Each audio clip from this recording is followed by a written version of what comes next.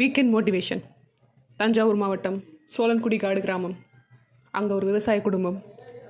அப்பா ஒரு நேர்மையும் உண்மையுமான அரசு அதிகாரி.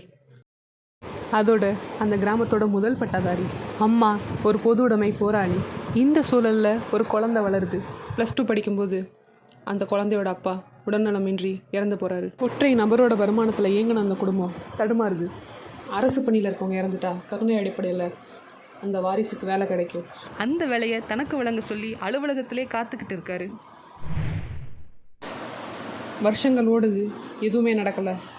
அவரோட மொத்த சர்டிஃபிகேட்டும் பீரோவில் முடங்கி போச்சு. இதனால் அவரால் மேலே படிக்கவும் முடியாமல் போச்சு. பின்னால் வந்தவங்கெல்லாம் குறுக்கு வழியில் இவருக்கு முன்னாடி போய்கிட்டு இருந்தாங்க. ஆனால் அவங்க அப்பா கற்றுக் கொடுத்த நேர்மையில் இவர் வழி தவறாமல் இருந்தார். ஒரு கட்டத்தில் சலிச்சு போய் மாவட்ட ஆட்சியர்லேருந்து தொடங்கி எல்லா அதிகாரிகிட்டையும் புகார் மனு கொடுத்தாரு. அப்பவும் ஒன்றும் நடந்த பாடு இல்லை. அந்த ஆண்டவனா பார்த்து ஒரு வேலையை கொடுத்தாதான் ஆச்சு. அப்பாவோட நிலத்தில் வர்ற வருமானமும் அப்பாவோட பென்ஷனில் வர்ற வருமானத்துலேயும் வாழ்க்கை ஓடிட்டு இருந்துச்சு. இனிமேல் எதுவுமே நடக்காது அப்படின்னு அவர் தெரிய வரும்போது இந்த வேலையே வேணாம் அப்படின்ற முடிவுக்கு வந்துடுறாரு.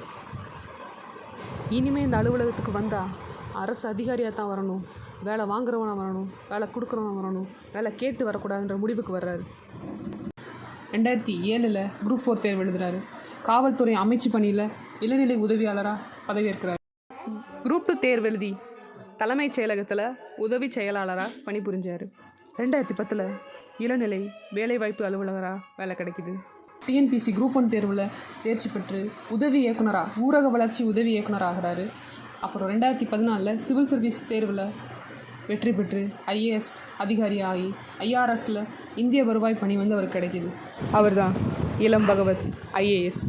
2007 2016 வரை 7 அலுவலகத்தில் பணியாற்றினார். ஒரு அலுவலகத்தில் உட்கார முடியாத அவர் 7 அரசு அலுவலகங்களில் பணியாற்றினார். ஒரு அரசு பணிக்காக காத்திருந்த அவரை நோக்கி அடுத்தடுத்து பலவிதமான அரசு பணிகள் அவரை தொடர்ந்துக்கிட்டே இருந்துச்சு. முயற்சியும் பயிற்சியும் இருந்தால் எதுவும் சாத்தியம். சுற்றி எத்தனை பேர் என்ன நடந்தாலும் நம்ம இலக்கை நோக்கி பயணிக்கணும். அதில் திடகார்த்தமாக இருக்கணும், திடகார்த்தமாக இருக்கணும். எதையும் லேஸில் விட்டுறக்கூடாதுன்றதுக்கு இவர் ஒரு சிறந்த உதாரணம். இந்த வீக்கெண்ட் மோட்டிவேஷனில் நம்ம எல்லாருமே இளம் பகவத் ஐஏஎஸ் மாதிரி, அதிகாரி மாதிரி நம்மளோட இலக்கை நோக்கி பயணிப்போம். வென்று காட்டுவோம். நன்றி.